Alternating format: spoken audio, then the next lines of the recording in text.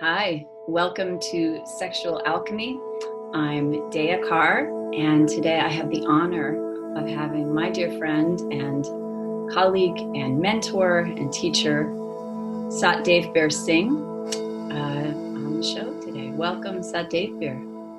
Oh, thank you so much. It's so good to be here with you, and I feel the beautiful synergy in the conversation already with us. So I'm excited to dive in. Great, thank you. So Sat Devbir is a fellow Kundalini teacher, also one of the directors of Guru Singh's teacher training, the largest Kundalini teacher training in the world. He is a crystal master, is an expert on crystals, crystal energy, and an incredible healer and channel of divine energy. So a session with Sat Devbir is truly a unique and powerful experience.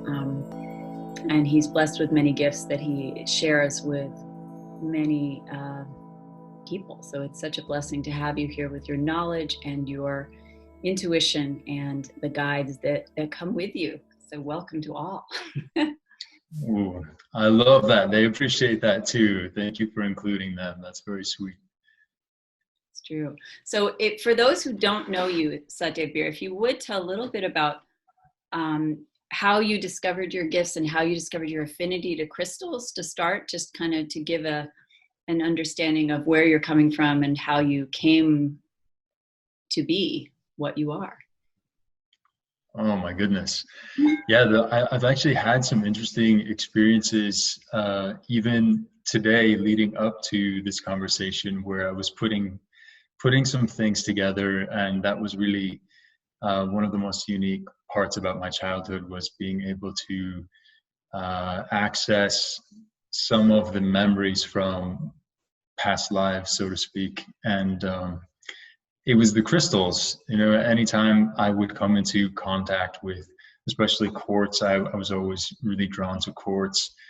And I would do this thing where I would just go to my room and squeeze the crystals in my hands and kind of sit cross-legged, what we now call easy pose, now that I know Sukhasana and yogic terms. And I look back and I think, oh my goodness, I was meditating. And when I would hold the crystals, it would really jog the memories. And I would come out telling my parents that, the rocks made my imagination go wild. And it was really not my imagination, and they weren't rocks, right? It was the crystals that were initiating these past life flashbacks. And a lot of them were from Atlantis. And it was really, just something that I couldn't explain at the time, very similar to other things that I was experiencing. I couldn't explain why I could see energy and why people freaked out when I would say something that, they had maybe never told anyone before. And so I kind of learned to suppress a lot of that and keep it to myself. But yeah, I was seeing a lot of energy. I was seeing these orbs and things, and the primary one I was talking to later introduced itself as Archangel Metatron. 27 years later, when I was 27 years old, that whole thing finally happened. And I think it was really just the beginning of my return to Saturn period, where I needed to wake up. And that particular phase really did wake me up. So so I kind of always had these gifts, and I came across these shamans when I was 19, and it sort of reinvigorated some stuff from childhood. And I was doing some house clearings for people with paranormal activity, and doing that for a while, but then kind of went off and tried to be normal again for a few years. And then the status quo. And then, as I said, at 27, I just started getting these downloads directly from my higher self, saying, sit and meditate, do yoga, go to this studio, go to this bookstore. And it was very divinely guided, and I was just for whatever reason in sync enough to go with the flow. So so I got sent all over the world. I got sent through yoga trainings and to all of these kind of high energy sites to reignite my memory and my abilities. And before I even knew that I wanted a healing practice, I kind of had it. I started bringing friends in and ended up in mystery school in Glastonbury and doing all these different things. But it was clear that that was what I was meant to be doing. So it's been just a wild ride ever since, developing more ways to share the energy with people. And it's so incredible. I'm so happy to be bringing this conversation to light. I'm really grateful for you in terms of the sexual alchemy and the communication that's opening up here, because this is something I've been researching, I think, since I was even pre-incarnation, right? I think it's one of the things that I've been even observing as a soul. And that was an interesting piece that I put together today, was these dreams that I used to have when I was a kid, pretty much all the way through high school. I hadn't had for a really long time, but a couple of weeks ago, I had the dream again, and it was this familiar scene from an adjacent town that I live in. It was a town about 7 miles away from me, where we kind of went to do the majority of our shopping and whatnot. And today was the first time I put it together, that dream was the same dream that I was having as a soul before I even incarnated. It was one of the ways that my guides and my higher consciousness was trying to prepare me for the realm that I was about to jump into, because it had been a very long time since I had been to Earth. I have thousands and thousands of Earth incarnations, but it had been a really long time since I had been here. So I was getting these flashes of where I was going and this preparation, and I had never really put that together before, seen that before. So that was really cool. And I think that's in part due to you and this conversation and whatever energy you were bringing in to just help us tap into even higher states of awareness around all of this. Oh, that's amazing. I've had that with dreams too, that I've, very incredible prophetic dreams, and then dreams of just other places, other beings, other times, for sure. And when I caught that when you return to normal life, right? The idea that there was this other part of us that we were playing a role, right? When we're in denial of our gifts, or in denial of those connections to different planes of reality. As a male, occupying this space is a unique position. There aren't as many men, I find, as in tune with their sensitivities and their gifts spiritually. So there does seem, and we know in teacher trainings, it's at least 80% female. So it's such a powerful, unique role that you carry, which is why I'm so excited to talk with you about sexual alchemy and a holistic perspective on sexuality. And so I would love you to talk about kind of your exploration with that, and what you've discovered at this age, at this point in your life, and what you could share with people in terms of a holistic approach to sexuality versus what we're given from our culture in various ways. Beautiful. Yes. Let's dive into all of it. Yes. One of the main reasons why I'm here today, why it was such a easy yes to be here with you, is because in my research, I find that no spiritual teachers are talking about this.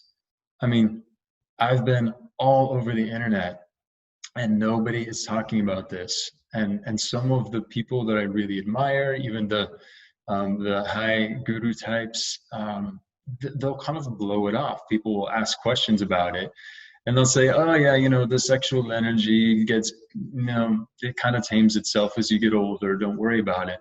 And, I've been working with enough people over the last 12 years in my practice who are really struggling with this. And I know the world is struggling with this. This is a huge world soul wound. So I would love to share on some of my findings and some of my experiences working one-on-one with people. And of course, a lot of times it is men who have an even harder time sort of taming the intensity of the sexual energy and that very primal programming to procreate, spread the seed.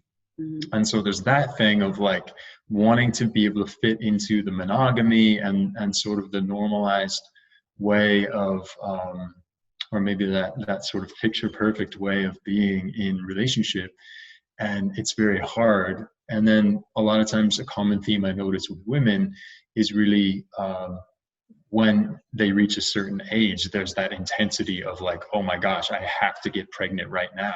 Yeah. And right. And Mhm. and wow, it's like we all have to kind of work with those primal mechanisms and give ourselves the space to embody the very animal self that's right, a warm-blooded mammal, to the spectrum of the already self-realized aspect of our pure awareness. We are all of that simultaneously. So I think the first step is to take the stigma out of it, make it a little bit more approachable, have conversations like this, and we can really get a healthier perspective through which to relate to this. And even noticing a lot of sex therapists are kind of measuring someone's sexual health or relationship with their own sexuality against a certain model, right? They kind of invent a certain thing of what sexual health is, and then everyone's compared to that, but it's different for everyone, right? There has to be a lot more fluidity in how we approach this. So from my perspective, coming kind of from this other realm, where just like we know in angelic realm, angels are really genderless. In a lot of the higher dimensions, people are already unified, if you want to call them people. They're already kind of self-resolved in that more unified space with each other as well. There's less self-concept, because as we evolve, there has to be less definitions Right. between each other to You know that increase kind of binary polarity, the male female, like there's more integration. Is that what you mean? more integration. Exactly. Right. I work with these, not to get so esoteric in this conversation, but thank you. She gave me permission. I did. But I am in dialogue with a lot of these other star systems and higher dimensional star civilizations. And they talk to me about how even their procreation process is quite different from ours. And it's more like what's the word, fission or something, the way that plants procreate. It's less binary, as you said. It's less polarized. Our anatomy even is very polarized. You can describe it so easily. The male genitalia is very obvious, electric, outward. The female genitalia is very mysterious, very lunar, very inward, magnetic. And those polarities are just um, so defined, right? Even in the way that our physical bodies are made at this point. But it's not like that in these more advanced civilizations. They're already much more unified. And that was the experience that I had coming in. I didn't understand all these rules about what colors I was allowed to like, and what things I was allowed to do, and based on being male versus female. And so, yeah, I had an interesting time. I was already seeing auras and energy, and had these psychic abilities. I mean, I was weird enough the way it was. And then add on this whole other layer of not understanding sexuality or gender and all of that intense identity-based uh, concept that we have here in this realm. So that was a little tricky to navigate. And being a young sensitive boy, a lot of the kids at school were just like, oh, he must be gay, right? And so I was like, oh, maybe I'm gay, maybe that's what I am, that's my identity. And then but I'm like, but I do, like, I feel the same love for girls, and that just intensified when I finally went through puberty and all that stuff. And so it was very confusing. And so I just, again, tried to do my best to make it through and navigate all of that. And had my girlfriends and all that good stuff. But then at 19, those same shamans that I met in New Mexico had this incredible she was a sex therapist who was also a tantrika, and she was an incredible tantrika who had studied in India for many years. And we studied theory together, not experience together, really. She was a safe place. She was like 60 years old.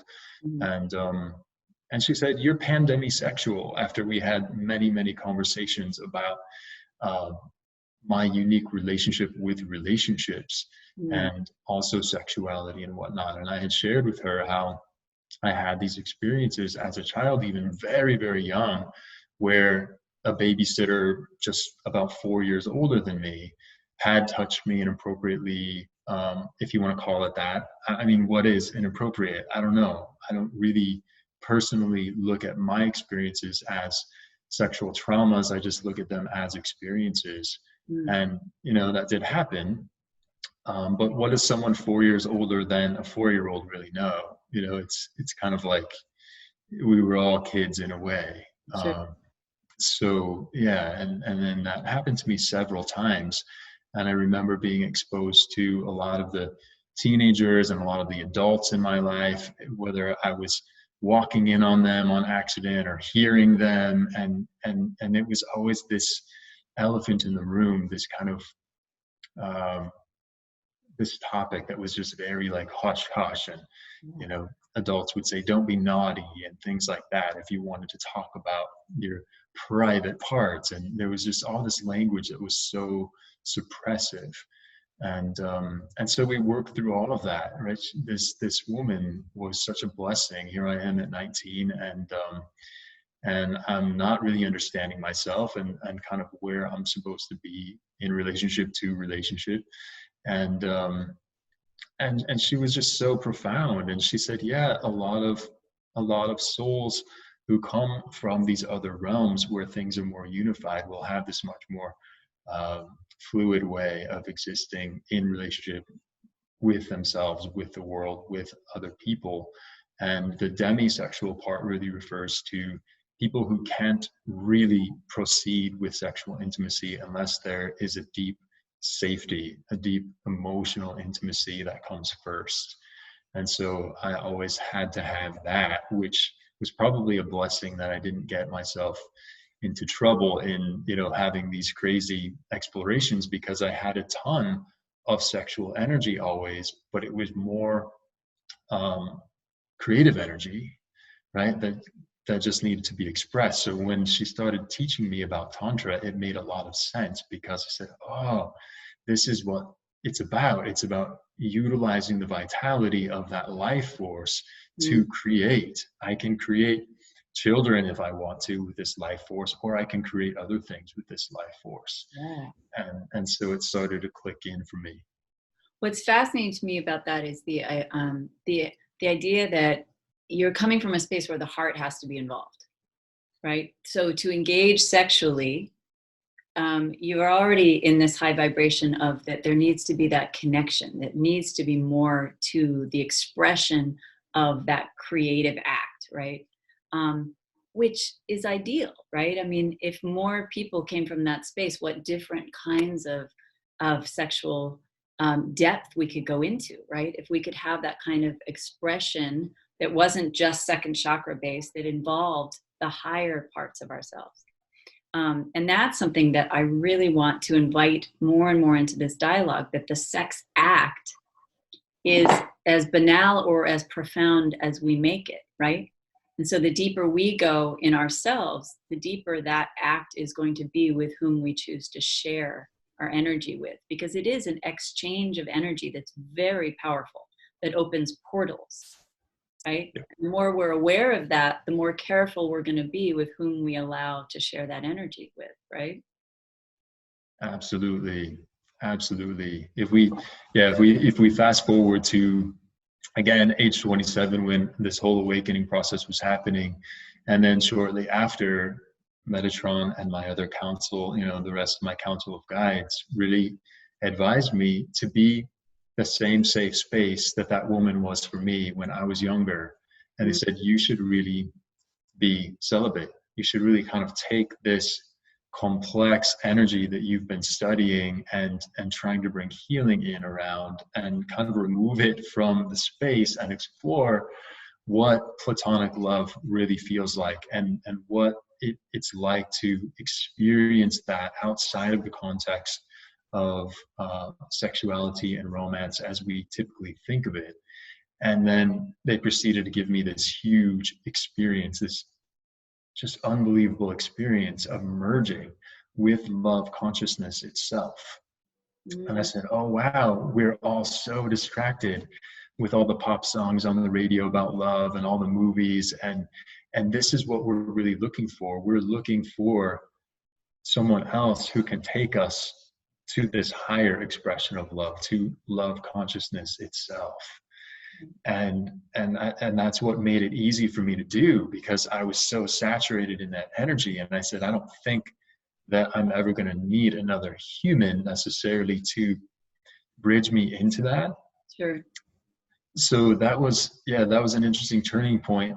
But then I got to dive in even more, and they started to give me more dispensations around things that you were just talking about, such as a lot of times one partner really is in their heart and searching for that deep connection. And another one might be in their second chakra, and they're just really looking for that immediate pleasure gratification. And when the chakras are out of line, neither party is going to be fully satiated, right? The person that's in their heart's going to be dissatisfied with the exchange. The person that's in their second chakra is going to be dissatisfied with the exchange too. And so there are these techniques that I've received directly from the guides when I'm helping couples to connect in a healthy way and really, enhance the sexual alchemy, if you will, into its highest expression. That's what we do. We first need to align all of the chakras so that we're including those alignments with the higher chakras just as much as we are the lower chakras. And then to your point, you can throw yourself away into that other person.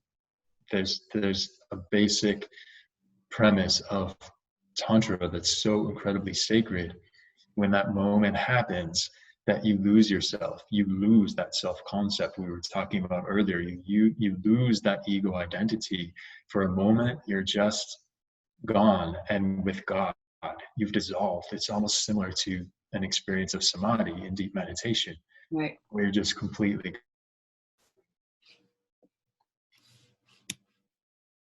forms of self-alchemy. And so as the dispensations continued, the guide said, really any relationship container should be under the context of the law of the power of two or more, where the relationship container is making both people more enhanced, more powerful, more alignment with themselves than they would be on their own. If you're going to come into sacred connection like that, the relationship entity itself should be taking you closer to yourself. And that also requires this greater opening and connection in the higher chakras, because otherwise you're going to get possessive and jealous, and it's going to be about attachment versus expansion. Yeah. And to your point about that too, is it's so much like you were talking about pop songs and the way love and romance and sexuality is portrayed, to us, or kind of how we're taught as young people about it is so much about fear and attachment, right? Is so much about our ego and being validated by that other person and finding our whole. Oh, it really is. And we're somehow incomplete without the other, right? That's the program. Yeah, you're incomplete without someone else. And the guides have shown me that every man is a maximum of 60% male, and every woman is a maximum of 60% female. Wow. Right? So we all have both inside of us, and we really are meant to step into that deeper connection with both sides, learn how to balance both sides. That came to me a little bit more naturally and easily, but the world was telling me that I was doing something wrong. Right. Because I was in touch with both sides. So imagine how relieved I was when I came into spirituality, and we have such a huge focus on understanding our electric and magnetic aspects and figuring out how to balance them and make our entire electromagnetic field stronger, and that God is inside of us and not outside of us, and that we're already whole and we already have this level of autonomy and sovereignty and free will, and we're such phenomenal entities of consciousness in our own right, that any way that we choose to enter relationship should be to enhance all of that should be an additional enhancement to the already perfect, beautiful wholeness of self. Yeah, that's a big one. And I think it's so important for women to understand this in particular. I think there's a lot of, I'm watching my 12-year-old and already getting kind of caught up in romantic attachments and romantic ideals and things like that. And I really want her to understand herself as whole and complete in and of herself. We were talking a little bit earlier, you and I, before we started this, about male sexual energy versus female sexual energy, and how to channel the two. You're talking about the male energy as electric, the female energy as the magnetic, and the difference between the sexual expression of that, right? So what happens when a man orgasms versus what happens energetically for the female when she orgasms, and how the two energies are expressed, and how the man is often depleted because it's such potency of the emission, right? And the female, in many ways, is more infused with energy from the experience. Can you talk a little bit like how that works and how you see it on a spiritual plane? Oh, absolutely. And yeah, this is an important piece to understand for many reasons. And what's coming through right now also is just how there is a strong connection between the sexual energy and the Kundalini energy. It's quite inseparable.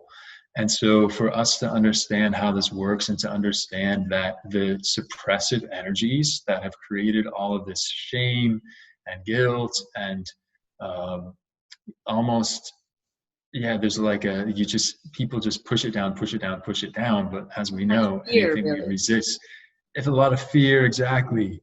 But anything we resist persists. And so that's when we find people going into these unhealthy cycles of, porn addictions, and they're hiding things, or there's, the whole masturbation thing, or cheating, or whatever it is, because pedophilia and the priesthood, and rampant. Exactly, all of it. Those it expresses as perversion if you haven't found a way to express it in a healthy way. And sorry, I'm sidetracking here, but one thing that is very personal to share, and I know, like, as no one wants to hear about their spiritual teacher's sexuality, really, but this is why we're talking about this. Let's do it. Yeah, why not? Exactly. So two things really quickly before we talk about the male female stuff. I received this dispensation on relating to my body in a pure way, particularly the private parts, as we call them, right? Moving into this space where I was guided to just go into the bathtub and be sensual with myself without being sexual with myself.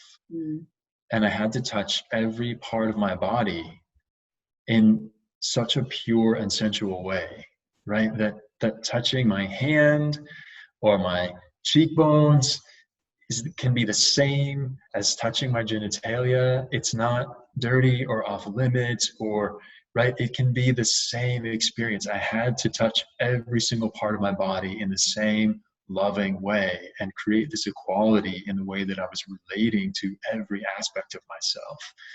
And I think that's really important for anyone who's really wanting to heal on this whole level of being exposed to a world that's so upside down on this topic, and so disempowered, because the more that we suppress that energy, the more that we suppress our creative power and potential. The more we suppress our sexual energy, the more we suppress our Kundalini. So that's huge. What you just said is huge. That's really so big, right? And that breaks my heart, because it's true. It's that's what keeps it locked down, and from being able to express itself and being able to enjoy ourselves as sensual, erotic beings. That sex isn't just below the waist, right? That is a totality. It's in your mind. It's what you think about and how you connect. And you can make it the most holy expression of God if you want it to be. Yes. Yeah. Yes. So as we jump into the male aspect of all of this, one of the selling points on the celibacy thing for me when that came through was that I was promised huge amounts of vitality if I could just kind of get through the tough parts of having that energy rise up. You know, men have a cycle that's more like once a week. It's not as intense as a menstrual cycle that's once a month, Mm. but it's about every week. You know, at 14 or 15 or 16 years old, maybe all the way to the early 20s or something, it's more like every day. But in general, men have a smaller cycle that's kind of like our version of a menstrual cycle, but it's once a month. And the way that it shows up is not in cramps and discomfort and bleeding. It's in, I have to release this energy, right? It's this really intense force. So I've worked with so many men that are like, I want to be loyal to my girlfriend, I want to be loyal to my wife, whoever, my partner, but I have this crazy thing and I don't want to be that rubbernecking guy. I'm not that person, but it's almost like this beast is inside of me and I don't know what to do with it. I truly want to be monogamous, but I don't know how to work with this energy. Yeah. So yeah, there is a level of innocence, I think, in terms of, I'm not excusing any bad behavior, but I know a lot of men who do struggle with monogamy don't want to be struggling with monogamy. They don't want the distraction. They don't want that constant uprising of that energy, and they need ways to work with it. And Osho said something really helpful, which is the sexual energy rising up is very similar to anger rising up or any other kind of potent, powerful energy that's rising up within the self. You can kind of let it run its course and be impulsive, or you can direct that energy in a way that it can serve you. And so with me and with a lot of men, we can really start to work with the energy in a much more healthy way because um, when it's rising up, there is that opportunity to pour it and channel it into creativity, pour it and channel it into things we might be procrastinating on, or um, things we really want to do in our lives, or even exercising, right? There's so many different ways to channel that energy, but I knew that I was going to need it because of the healing work that I was doing. That was a huge selling point, that to build the ojas, which is kind of that very concentrated energy that does stem from the sexual energy, but also relates to the heart and the red blood cells. And it's an interesting potent energy for sure. That's not just limited to the semen and whatnot. It's more of a integrated process of building ojas within the male body. But wow, I can tell you, it's saved my life because I was struggling with vitality. I was struggling with keeping up with the huge amounts of energy that were coming to me and through me, and opening up my channels, helping people in the sessions and whatnot. Uh, I didn't say yes to the celibacy thing because I thought sex was dirty and that's, how I was going to be pure. And, I had already healed all of that stuff. I was saying yes to it, to be a safe place for people and to experience the magic of platonic love. And I do that. I fall in love with people every single day. And one of the most powerful teachings, if you do want to be monogamous and you do want to explore the beauty and expanse of platonic love, is every woman becomes a mother, a sister, or a daughter. Mm-hmm. Every man becomes a father, a brother, or a son. And it's so beautiful to be able to hold space in that way and show people that they don't have to be distracted by that intense search for their perfect partner, right? They can explore what it's like to immerse themselves into platonic love as well. And hopefully there can be a balance of both, right? If it's really relevant to you to be exploring sexuality and partnership and romance, that's fantastic. I never tell people to turn their back on that, but I do ask people to expand their inclusion of platonic love because I have that firsthand experience of how magical it is. Because But you're really living in the heart center. You're really in that heart-centered space, and you're vibrating from that space, which opens up the higher realms. You know, it's so interesting in so many different cultures and different stories, the evolved being chooses celibacy, right? So there is that um, almost overcoming the bodily needs of even food or sex, right? The kind of lower, denser needs of this dimension, right? And so the idea that as you ascend, you kind of let go of those earthly bodily needs of keeping us in the cycle of procreation, and right. And so it's an interesting, to hear from someone who's actually living that is so fascinating, because what you're saying, how it gives you more vitality, that you have far more creative energy.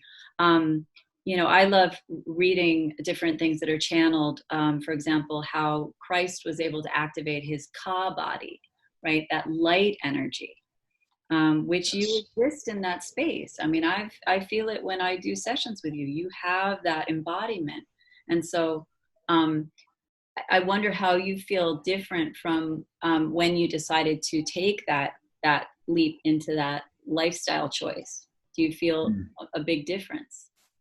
oh my goodness, yes. I mean, everything that I let go of has delivered me to spaces that are exponentially more powerful and fulfilling.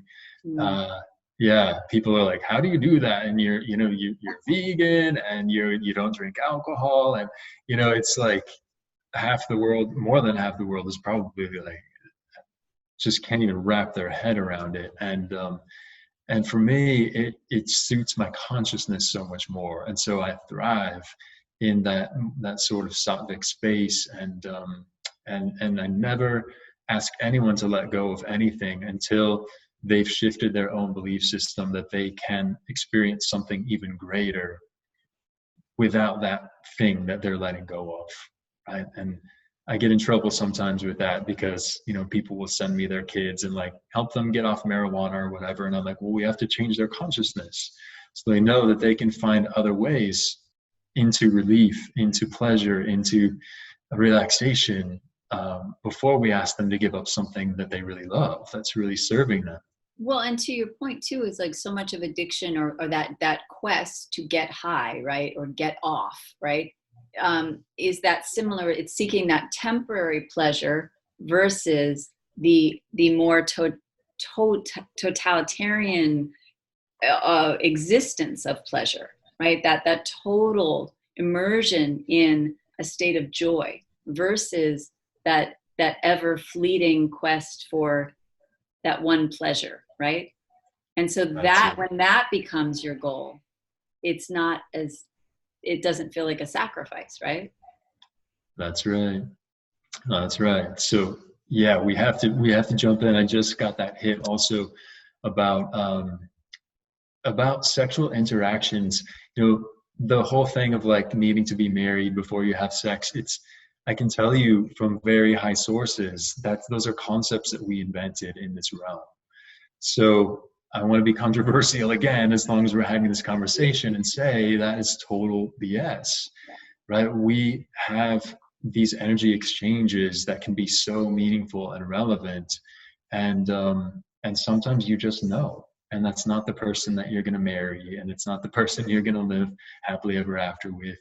But there are people who sometimes have these gifts, and maybe it's even past life connections, whatever it is, to share with one another through that particular exchange. And so I have to say that piece quickly, and then if we jump back to kind of the masculine, feminine, electric, magnetic aspects, and even in same-sex couples, this exists, right? There's sometimes a little bit more fluidity in terms of who's playing the sun and who's playing the moon, but usually there's someone who's a little bit more in one orientation or the other. Mm-hmm. And yeah, the person that's in that kind of giver state, or the more electric masculine state. So for men, releasing through ejaculation, there is a large depletion. And, I remember junior high school on the basketball team, the coaches would say, do not masturbate before the game. You're not going to have energy to really fight and put into the game, because there's this awareness that, men will kind of roll over and go to sleep after sex. And sometimes women are going, hey, where's the cuddles? Where's the conversation? And it's not necessarily just because men aren't quite as sensitive or emotionally connected. It's also because they're truly tired. Their life force was literally just depleted, right? Yes. And then women really receive, or the receptive party really receives that life force if it's transferred to them. So yeah, there in Tantra, it's documented, and many women have this direct experience that they can have as many orgasms as they want. They can really be in that sexual, sensual energy as much as they desire, and they never really become depleted. So it's a special goddess power that men don't have. But there were a lot of channels back in the 60s and 70s that also spoke to this. When a woman is depressed or depleted or even going through some kind of health challenge, it can be really healing for her to have sex, and if the man is healthy enough and vital enough to transfer that energy to her, it can be a really important healing exchange as well. So it's something that people should know too. And that's a beautiful thought. It's also, so much of it is about intentionality, right? That what we are engaging in consciously, we are creating, right? And Yes. So that's something that I hope to more and more invoke in these conversations, is that what is your intention in your sexual exchange? And is it intentional, right? Because that's a big question. Sometimes, most often, I would argue, the way we've been trained, and we're in a state of reactivity, right? We're either being programmed, be good, don't be naughty, as you said, or screw that, I'm going to do what I want, which is another form of reactivity, right? So if we're just trying to be against what we were raised as, you're still being controlled by that vibration of fear, whether you like it or not, right? And shame, or whatever it is. So when we can heal that part of ourselves and then become more and more intentional about what is it that I want to create with my sexual energy. And I love you as an example of that, because you are creating with a very clear, intentional mission in terms of what it is you want to do with that energy. And I think it's so inspiring, and it's such an alternative option that I don't think too many people consider. And I think it's fascinating for you to hold that space and hear from you about it. And I know people who've experimented with that, who've gone through intentional periods of time of being celibate to really get back in touch with themselves, first and foremost, where they're not being affected by somebody else's energy in their space, to really kind of remember who am I unto myself. I would recommend that for everybody to go through at one point in their life, right? To just feel what your own energy feels like without being influenced by someone else, right? Absolutely. Have you ever recommended that to people? It's like just a suggestion, but have you thought for a period of time of celibacy? Oh, I have. I really have. Yeah. And a lot of people have done it and had really profound experiences, because SLA is a real thing, sex and love addiction. And so many people are just caught in that program, and they'll just go from one relationship to another, or one sexual partner to another. And when you abstain, you got to confront where that's really coming from. Like, what inside of me isn't connected to my wholeness and is searching for something outside of myself to fulfill this pain or this void. So there's a lot of healing that happens there, and a lot can come up, but don't be afraid. Please try it. But a lot does come up, but it's always worth it in the end. People have these incredible realizations, and then they're so empowered on the other side of that, and they can approach, relationship with a totally different lens from that space of wholeness. And then they're no longer chasing something or just looking for that fix. And I notice people objectify themselves. And I have to say, that kind of sexual attention in the form of approval and validation, it's not love. right? Approval and validation aren't love. And so all this manipulation of using our sexual energy to hook each other is not ever really getting us what we want. Right. Right. Yeah. It's an endless cycle, right? And when it gets, when people get stuck in it, and we see it everywhere. I mean, it's, Instagram culture is big with that. It really is. It's intense. Yeah. This is so wonderful for you to share this with people. And I thank you so much for being so open and candid and personal. It's so important. And as you said, as spiritual leaders, we need to have these conversations. This is so important. And that is my goal, more and more for people to hopefully have this as a space to heal that and to grow from it, to really expand our creative energy in the healthiest way possible and make sex and love one ultimately, and the most beautiful opportunity to share in this human form. So thank you so much for sharing your truth with us today. And if people wanted to reach out to you, where would they find you? Oh, please come to satdevbirsing.com and you can see what I'm up to and reach out. SatDevbirsingh, satdevbirsing.com. And they can book sessions with you. And you've got this workshop coming up. Is that right? Oh my goodness. Yes, we have the Mansion of the Heart University Healer Teacher Coach Certification Program. That'll be rolling around another, it's ongoing. So it's a 6-month program that will be repeated. And we're really excited about that. And so many things. There's a lot going on in terms of the Reiki trainings that I offer, Crystal Academy. So yeah, please keep in touch. I've done those. I've done the crystal sessions, incredible, and highly recommend. So yes, book a session. You're booked up far in advance, but get one on the books because it's truly a unique and amazing experience.